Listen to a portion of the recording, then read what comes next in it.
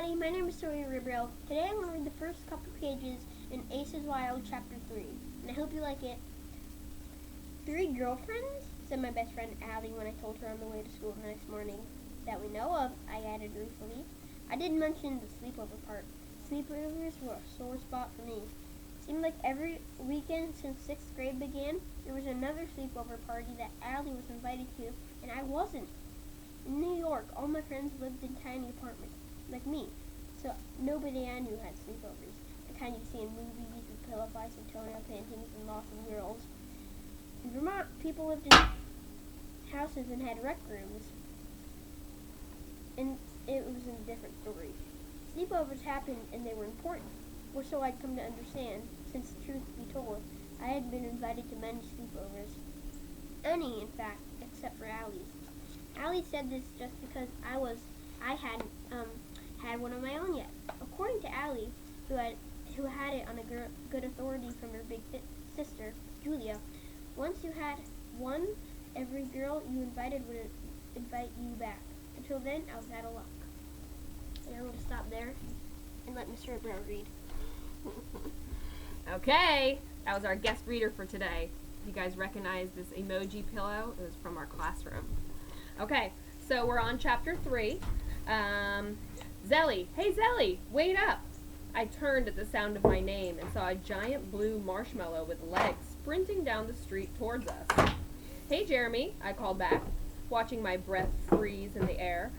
I wasn't wearing a real coat because nobody in middle school in Vermont seemed to wear a real coat on account of the fact that it wasn't technically winter yet because there was no snow. Well, almost nobody. With one hand on his head, an oversized down parka, and even more oversized backpack, Jeremy Fagel was unmistakable, even from a distance. Jeremy was what Ace likes to call a mensch, which is Yiddish for a nice guy who's also kind of a dork. Dorky how? Well, for example, on the first day of 6th grade, otherwise known as the first day of middle school, Jeremy showed up at my house with his braces, glasses, wavy hair, and buck teeth, and the brightest, greenest t-shirt on the planet. Beware of the green monster, I read out loud, like on Sesame Street? Green monster, he corrected me. Fenway Park, like, you know, where the Red Sox play. Oh, I said. I guessed that would go over okay, but when I looked down, yikes. Jeremy's white and red striped socks were pulled all the way up to his knees. And as soon as we got outside, I said, no offense, but maybe you should fix your socks. Fix them? Jeremy looked down. Why, are they broken? He joked. Jeremy? What? Was he really that clueless?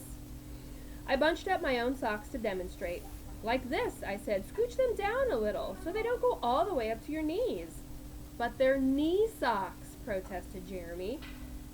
We walked on in silence from there. Though out of the corner of my eye, I could see Jeremy glancing downward.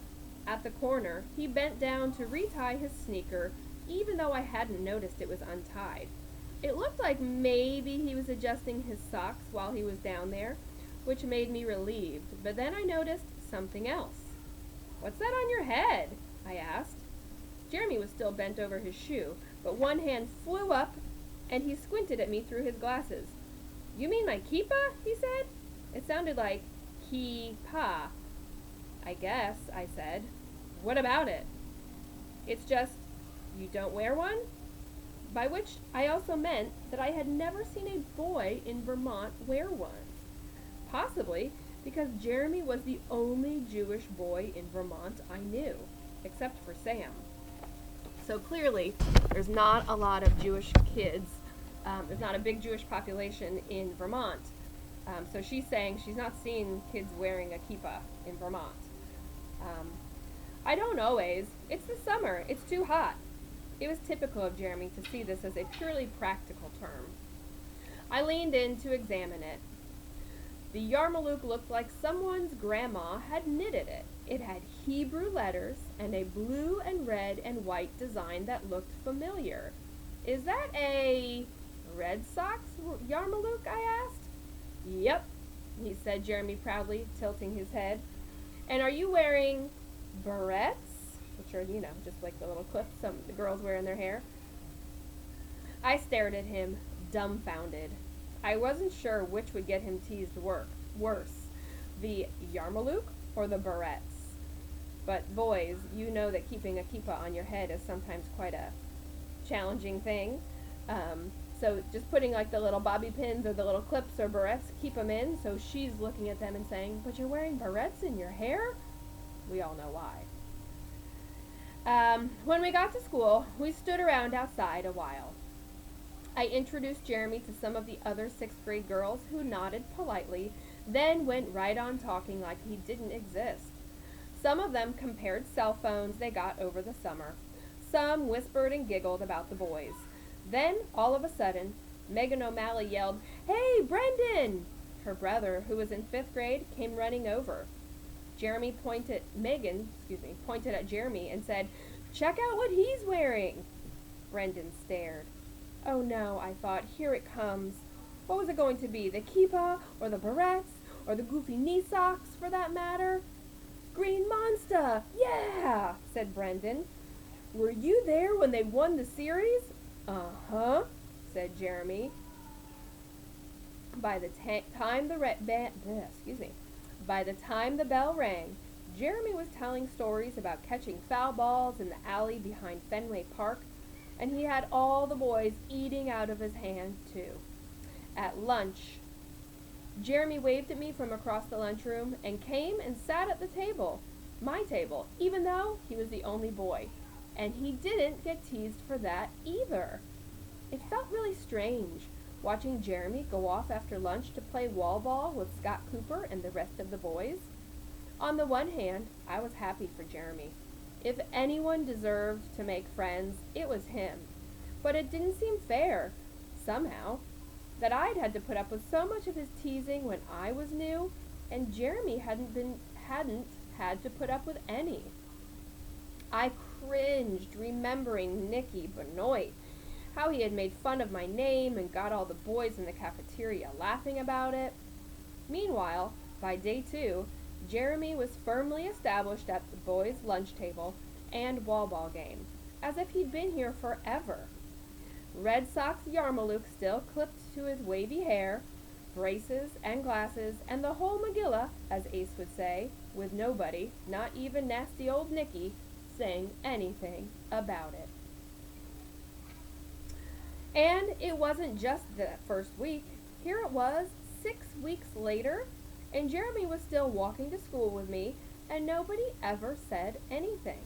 No other boy in our grade walked to school with a girl, unless she was his little sister, and he had to.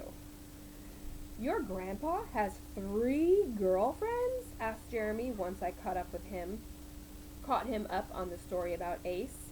That we know of, repeated Allie, smirking. All right already, I said in protest. It was one thing for me to say it, but that didn't make it okay for her to say it. You guys can't tell anyone. Promise? I said, staring straight at Allie. Okay, said Allie, looking insulted that I would even suggest that she might blab. It's nuts, I continued. Number 1, my grandma hasn't even been gone a year yet. Number 2, he just had a heart attack. And number 3, he's old. It's totally inappropriate. I ticked off these on my fingers while Allie nodded sympathetically. Why? Asked Jeremy. He kicked a horse chestnut down the sidewalk like a soccer ball, shooting a pass to me, but missing by a mile. Allie and I looked at each other and shook our heads. Boys could be so dumb sometimes. Allie fished the horse chestnut out of a pile of leaves and started it rolling again. It just is, I said. He shouldn't have 1 girlfriend, much less 3. Ever? Asked Jeremy, kicking the horse chestnut back to Allie. Yes, because of Zelly's grandma, explained Allie. She passed our ball back to me, and I kicked it back to her. Exactly, I said. I looked up at the sky, which I do out of habit whenever I think of bubbles. I don't exactly believe in heaven, but for some reason I always picture her up in the sky, sitting on fluffy white clouds. She's wearing her paint-spattered overalls, and she's picking little tufts of the clouds and eating them like cotton candy. Thinking about her, I wondered if she spent a lot of time looking down at us. And if she did, was she mad at Ace for forgetting all about her and running around and trying to find someone new? Or several someones? It was hard to imagine Bubbles mad. She was always smiling, always laughing, always making presents and painting paintings and baking goodies for other people. She took care of everyone around her. That's just how she was. Bustling around her kitchen whenever we visited, even after she got sick. Stocking treats like homemade rugula and Barton's twin almond kisses for me and Sam. Long after we got old enough to tell her what we liked and didn't like, she'd pull Mom to one side asking, "Does he want cottage cheese? Nema bissel? I have melon. Does she want melon? A stickel lemon cake maybe?" And of course you guys know I may be pronouncing that wrong. Stickel? Lemon cake maybe? And if there was only one piece of cantaloupe, her favorite, there was no way she'd eat a single bite herself. She put all of us first. Me, Sam, my parents, and of course, Ace. Bubbles sounds amazing. I was pretty sure that if anything would make her mad, it would be this. I mean, who could blame her? After all her years giving all that love and kindness and generosity to Ace, this was the ultimate betrayal.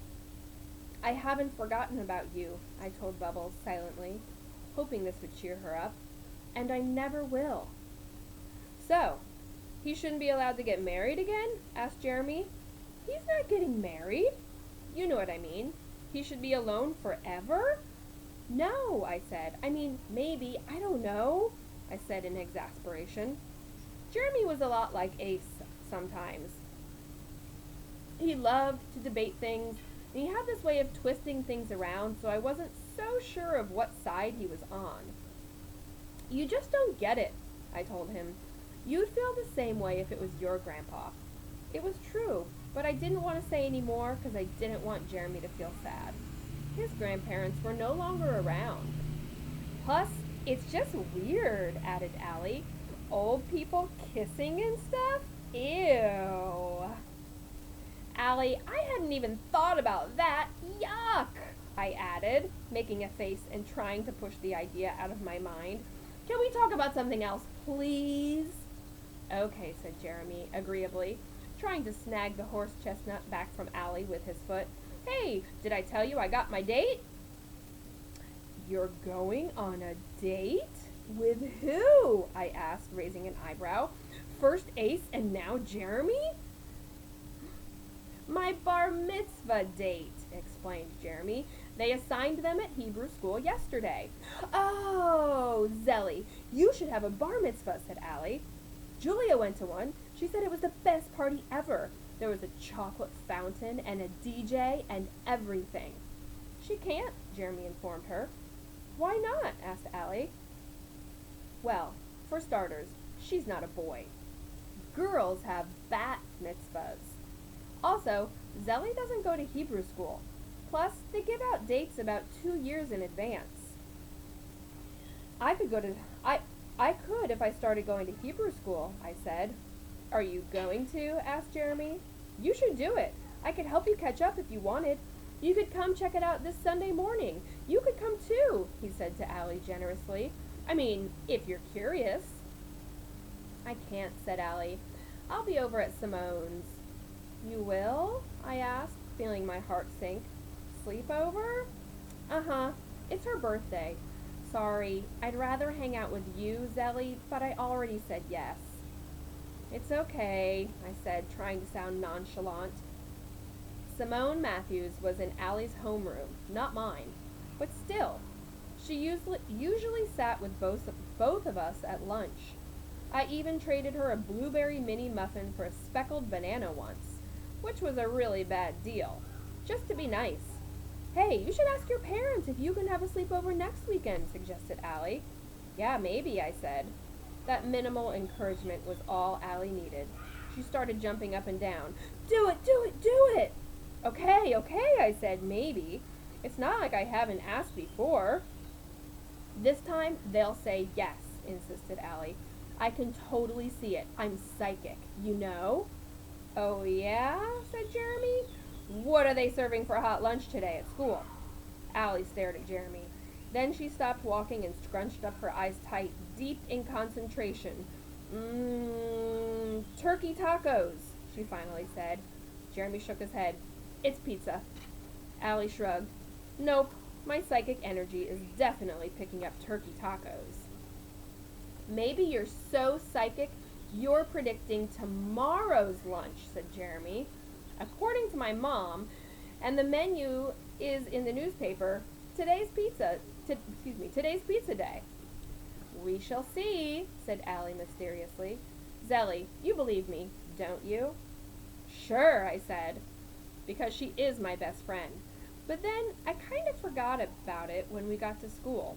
Until lunchtime rolled around and I got in line to pay for my milk. Standing there, I noticed that the board announcing the hot lunch said, turkey tacos. I got a little spooky chill looking at it. Allie couldn't really be psychic. Or could she? I guess I must have looked funny, because the cashier said, were you hoping for pizza? We'll have it tomorrow. Allie had a huge grin on her face. You see, she said, pointing triumphantly to Kristen Garnett's hot lunch tray when I sat down next to her. Now you have to ask them about the sleepover when you get home, said Allie. They're going to say yes. What sleepover? Asked Jenny Hood. Zelly's going to have a sleepover, announced Allie. Allie, I said. You are? Asked Megan O'Malley, who was Jenny's best friend. When is it? Can I come? Sure, but, it's not a done deal or anything. I still have to... Megan glazed over before I finished speaking. She turned to Jenny. Are you bringing your bathing suit to Simone's? I heard her dad works at the Radisson, and he's going to take us swimming there. She paused and then said, at midnight. The Radisson is a fancy hotel, so they're excited to go swimming at midnight at the hotel. No way, yelled Jenny. Allie shrieked with excitement, and Megan swacked her to keep the lunch ladies from coming over. I'm definitely having a sleepover, I found myself saying, louder than I meant to. My heart was beating fast, but I told myself it was okay since Allie had predicted my parents would say yes. I just need to figure out when. My family's pretty busy. Well, you better invite me, said Megan. And me, said Jenny. I promise, I told them. Then I went to throw away my trash so I wouldn't have to hear another word about Simone and her sensational sleepover plans. And we're going to stop there for today because that's almost 20 whole minutes that you've been sitting and listening. I hope you enjoyed it today, and tomorrow we're going to have another guest reader. I bet you could predict who it could be. All right, see you guys. Bye.